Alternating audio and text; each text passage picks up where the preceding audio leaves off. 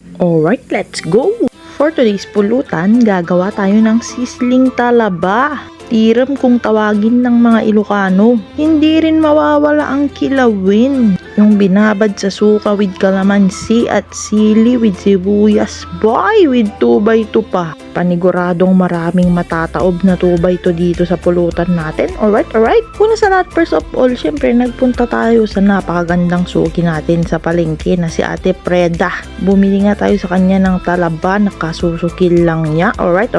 Pagkawi, syempre hinugasan ko na yung mga talaba. Then nagmelt na tayo agad ng butter sa ating sizzling plate. Igigisa ko na rin dito yung sibuyas na pampaimas at mga sili na pampagana. Alright.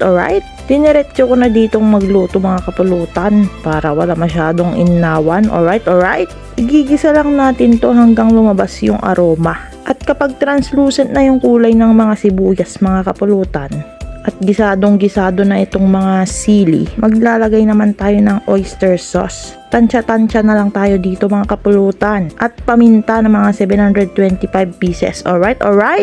At kapag galit na yung sizzling plate nyo, ilagay na yung mga talaba mga kapulutan at yung init niya ang magluluto dyan. Patayin nyo na yung apoy para hindi ma-over. Saka natin ilalagay sa ating dito sa lagayan. Alright. Napakasolid na pulutan nito mga kapulutan. Promise. Para maiba naman, subukan nyo tong buttered talaba in oyster sauce. After natin gawin yung sizzling talaba natin, gagawa naman tayo ng pulutan na paborito ng mga Ilocano, ang kilawin. Hinugasan ko pala muna yung talaba dyan ng suka. Saka natin titimplahan ng sibuyas, sili at kalamansi na mga 3 piraso lang. Alright.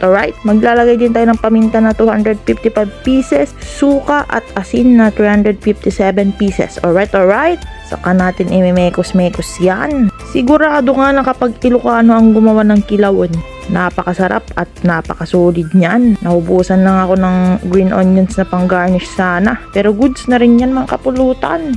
Kita nyo ba yan? Isang subo yan. Tapos isang tagay lang. Lugi boy. Kaya linabas ko na yung ating ginebra 2x2. Baka naman. After nga nating magawa yung mga pulutan, syempre tikiman na bago mag-inuman na. Alright. Una ko nga tinikman itong talaba mga kapulutan na kilawin. Boy, solid, napakasarap talaga. Next naman nating titikman itong buttered talaba in oyster sauce. At kung nakita nyo nga last time nag-post tayo sa Facebook na kung sinong makakaula ng gagawin ko, may 100 Gcash. At dahil dalawa ang ginawa kong pulutan, maghahati kayo sa 100 kapulutan, Alfie Dumale at Darwin Newrad. Congratulations! Iinom na ako! Kaya mag-like, comment, share, and follow us for more videos. Alright.